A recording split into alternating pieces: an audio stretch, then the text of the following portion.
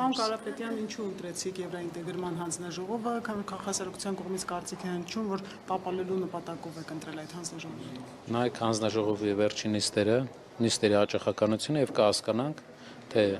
երբ է այդ հանձնաժողովը պարապուրտի մատնված եղել։ Այս վերջի 5 տարվա ընթացքում գրեթե պարապուրտ է եղել հանձնաժողովը, տարին 1-2 անգամ է հանդիպել, եթե հանդիպել է։ Մենք ակտիվացնելու ենք աշխատանքային process-ը, նաև մեր հանրությանն էլ ցույց ենք տալուց, որ իրական դիվերսիֆիկացիա ենք ուզում բերենք։ Ինչա նշանակում իրական դիվերսիֆիկացիա։ Իրապես Եվրոպայի հետ առևտրաշրջանառության աճ, եվրոպական ինստիտուտների տեղայնացում, ակտիվ աշխատացնելու ենք, որ ժողովուրդն էլ տեսնի,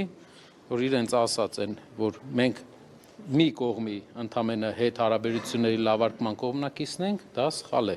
Մենք տեսնում ենք, որ Հայաստանը պետք է ունենա մի քանի գործընկեր, որ տնտեսությունը կայուն լինի։ Այդ իսկ պատճառով դուք կտեսնեք, թե ինչ տեմպով ենք մենք աշխատացնելու այդ հանձնաժողովը։ Հանձնաժողովների նախագահների անունները Այո, կա։ Անունը կարող եք հնչել։ Այս պայծրությամբ չէ, ամենայն հավանականությամբ վաղն է լինելու, վաղը ձեզ կներկայացնեմ։ Չափորոշիչ է լինելու։ Ինչով եք, այսինքն առաջնորդվել, որ ընտրելու եք։ Ընդհանրապես հանձնաժողովի անդամները ինստիտուցիոնալ աշխատանքի փորձ,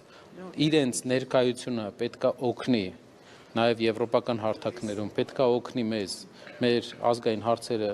առաջ քաշելու համար եւ նաև ամենօրյա իրենք մարդիկ, ովքեր պատրաստ են ամենօրյա աշխատանք անեն, այդ հանձնաժողովը ակտիվացնեն վերջապես, այսինքն որ Եվրոպայի հետ նախ դատական համակարգի աշխատանքը լավանա, որ դատական համակարգը տխուր վիճակը չլինի, այլ ինստիտուտների հարցը, առևտրաշրջանառությունը լավանա։ Մենք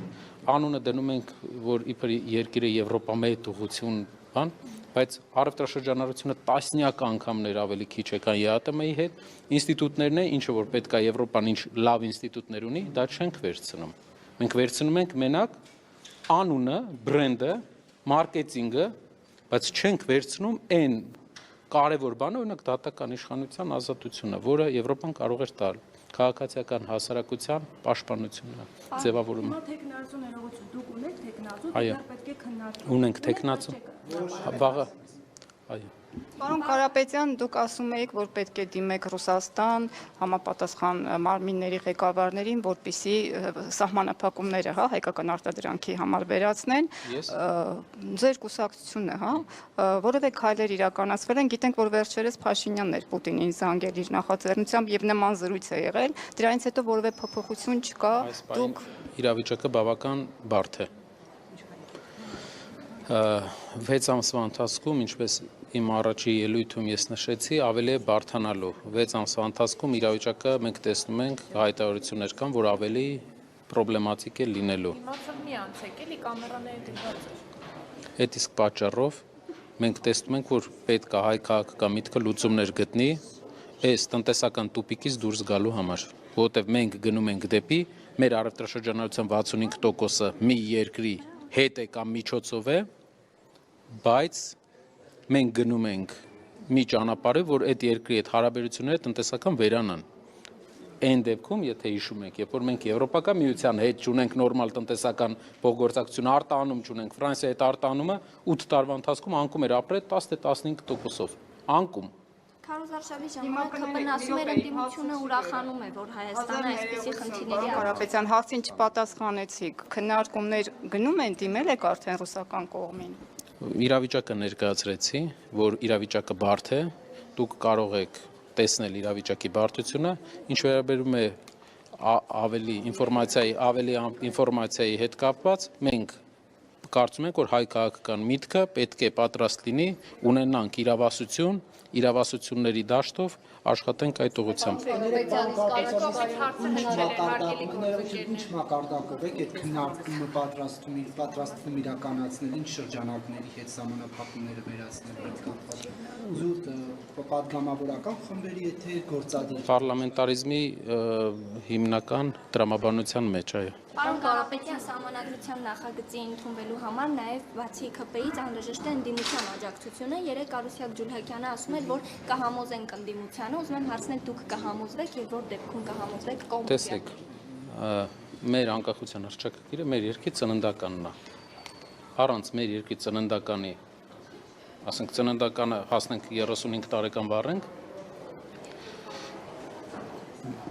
մենք խաղաղության ջատագովն ենք, մեր հայտարարությունը դա ասել ենք, բայց նաև համաձայն չենք այն մոտեցմանը, որ պետք է մեր ծննդականը վառենք, Ալիևի բերած համանadrությունը անցկացնենք, Ալիևի առաջարկած բերած ամեն օր այդ մարդիկ հայտարարում են, որ իրենք սպասում են վերջին Բայրամովը ամենայն հավանականությամբ թե Հաջիևը մի շաբաթ առաջ հայտարարեց, որ մեծ հնարավորություններ կա, որ համանդրական հանրաքվե լինի իրենց հանրաքվեն է, իրենց բերած, դա մեր երկրի համար, ապագայի համար է սխալ ճանապարհ է, մենք չենք կարող մեր ծննդականը վառենք, մենք չենք կարող ընդունենք մի համանդրություն, որ իրանք են ասում։ Դուք ինչ եք անելու ձեր խմբակցությունը։ Աշխատանքային ֆորմատով, երբ որ ժամանակը գա, մենք երկար սեսիաներով մեր հասարակությանը բացատրելու ենք ամեն մեր քայլը, որպեսզի մեր հասարակությունը հասկանա, թե ինչպես ենք մենք տեսնում խաղաղության հասնելու ճանապարհը։ Ես ուզում եմ, որ մեր հասարակությունը իմ այս ուղերձը ուրի ուշադրություն վերցնի։ Մենք աշխատելու ենք խաղաղության կայացման համար, բայց մենք առաջարկելու ենք տարբերակներ, որը չի ստորադասի մեր երկրի եւ մեր ազգի շահը, եւ ստիպված չենք լինի Ալիևի համանդրությունը, Ալիևասի համանդրություն ընդունենք, մենք գանք 1.5 միլիոն մարդով ընդունենք։ Պարոն Կարապետյան, բայց իշխանության ներկայացուցիչները հակադարձում էին, նշելով, որ ասում եք Ալիևյան համանդրություն, բայց համանդրության փոփոխության վերաբերյալ շատ ավելի վաղ են խոսել, քան այդ պատերազմից առաջ։ Դա ավելի մտահոգիչ էր։ Դա ավելի մտահոգիչ էր։ Ինչով է մտահոգիչ։ Որովհետև դրա արդիականացումը, դրա արդիականությունը քաղաքական եղավ պատերազմից հետո։ Պատերազմից առաջ այդ մասին խոսելը մտահոգությունները մտահոգություններ առ։ Պարոն Կարապետյան, տեղեկություններ կան, որ ՔՊ-ն մտադիր է այդ համանդրական հանրաքվեն անցկացնելու եւ պարտադրելու, այսպես ասած, համոզելու համար իր աջակիցներին հավաքել ազգային ժողովի դռների մոտ, ինչպես դա արեցին եկեղեցու դեպքում, երբ որ արշավանքներ այսպես իրականացրեցին շրջիկ խմբերով եւ ցույց տան, որ ասեն, հասարակությունը, ժողովուրդը ուզում է, այս մենք ստիպված ենք լսել ժողովրդի ձայնին, ձայն հանրության, ձայն բազմած, ձայն Աստծո, մոտարապես այս սկզբունքով, այս ձևով կարող են ձեր վրա ճնշում գործադրել եւ դուք ստիպված այդ օրակարգը սպասարկել։ Ժամանակին Ուկրաինայում կար մի հատ ժողովրդավարության տարբերակ, ուկրաինական 300 տարի առաջ Սեչան ուներ ժողովրդավարության տարբերակ, հավաքվում էին երկու կողմը, ով բարձր գոռում էր, ընտրվում էր այդ կողմը։ Չեմ կարծում, որ 21-րդ դարում քաղաքական որոշումները պետք է կայացվեն 50 հասարակության բաժանման ժամանակ ժողովրդի կողմից ընտրված ընդդիմության վրա այդպիսի ճնշումով չի լինելու, որովհետև մենք էլ ստացել ենք մանդատը մեր ժողովրդի այն մասից, ովքեր տեսնում են, որ դեմ են Ալիևի բերած համանդրությանը։ Եթե ավելի շատ ձայն իրենք կարողանան ավելի շատ քաղաքացիների կողմ քվեներ ունենալ, քան դուք ստացել եք ընտրություններում, այսինքն ժողովրդի ձայնը ավելի շատ է։ Տեսեք, մենք մեր հասարակությունը մեզ գործուղել է այստեղ, մենք ընդհանուր 50+1% ընդդիմադիր հայացքներով հասարակության ներկայացուցիչն ենք այստեղ, ընդհանուր ընդդիմադիր հայացքներով դեր։ Եվ մենք ասել ենք, որ Ալիևի համանդրությունը այսպես կուզենան անեն, այնպես կուզենան անեն, չունի ապագա։ Մենք տեսնում ենք խաղաղության գնալու տարբերակներ, որը երկարաժամկետ տեսնում ենք կհասնենք դրան, բայց իր ասածով մի հատ մատը բարձրացնեն, մենք համանդրություն փոխենք, այդպես անընդունել է։ Հետապնդումներ, քրեական գործեր լինեն, այս դեպքում դուք վստահ եք ձեր Քրեական գործերը հիմա էլ կա։ Պարոն Կարապետյան, քաղաքացիական պայմանագիր Կարապետյան, դուք բացառում եք, որ ձեր թիմից կլինեն պատգամավորներ, որոնք կանցնեն ՔՊ-ի կողմ եւ կողմ կքվեարկեն։ Հաստատում եք, որ ուժեղ Հայաստանը կուր է եւ հնարավոր չի լինի։ Պարոն Կիրակոսյան, այնքան ճնշում, որ մեր թիմակիցներն են անցել, կարծում եմ շատ քիչ ընդդիմադիրներ են անցել վերջի 8 տարվա ընթացքում։ Շատ քիչ ընդդիմադիր ուժեր։ Մենք մինչև գալ այստեղ բոլորի հետ պայմանավորվել ենք։ Եթե մարդ մտավախություն ունի իր անվտանգության կամ իր ազատության համար, սա այդ տեղը չէ, այստեղ մարդիկ գալիս են հասկանալով, որ կարող են ենթարկվել քաղաքական ռեպրեսիաների, բայց մենք պատրաստ ենք դրան, կրում ենք դրա պատասխանատվությունը պարոն Կիրակոսյան։ Դա բանավոր պայմանավորվածություն է եղել պարոն Կարապետյան, թե գրավորել են իրենց համաձայնությունը։ Գրավորի կարիք չի եղել։ Պարոն Կարապետյան, քաղաքացիական պայմանագիր խմբակցության պատգամավորներից մեկը այսօր հերթական անգամ այն արտահայտությունը արեց, որ մշտապես կրկնում են 2021 թվականին իշխանությունը գետնին ընկած էր, ոչ մեկ չվերցրեց եւ խնդրում եմ օրինակ ասեք ինչու 2021-ին հավակնություններ չունեցաք գալ իշխանության ներողություն եւ վերցնել, որովհետեւ ավելի հեշտ չէր այդ ժամանակ, որովհետեւ այդ ժամանակ էլ էր իշխող ուժը խոսում կաթողիկոսին փոխելու մասին 2018 թվականից սկսած նոր Հայաստան, նոր Հայրապետ կարգախոսով շարժում կար, ինչու 2021-ին չհավակնեցիք ավելի հեշտ տարբերակով իշխանության գալ։ Շատ լավ։ Մեր նպատակը ամենասկզբից